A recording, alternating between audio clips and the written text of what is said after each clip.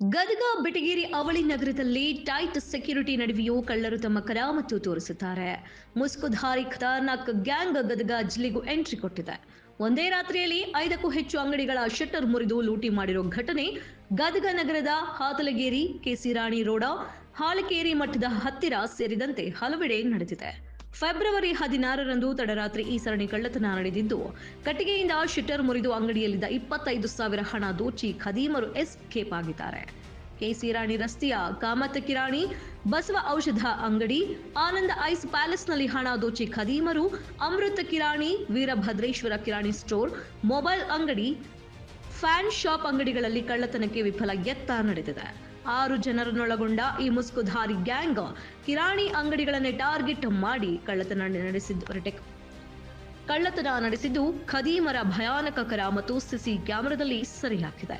ಇದರಿಂದ ಗದಗ ಬೆಟಗೇರಿ ಅವಳಿ ನಗರದಲ್ಲಿ ಜನರಲ್ಲಿ ಆತಂಕ ಮನೆ ಮಾಡಿದ್ದು, ರಾತ್ರಿ 10:30ಕ್ಕೆ ಅಂಗಡಿ ಮುಂಗಟ್ಟು ಬಂದ್ ಆಗಿ ಅವಳಿ ನಗರ ಸ್ತಬ್ಧವಾಗುತ್ತೆ. ಇದನ್ನೇ ಬಂಡವಾಳ ಮಾಡಿಕೊಂಡು ನಡುರಾತ್ರಿ ಕಳ್ಳರು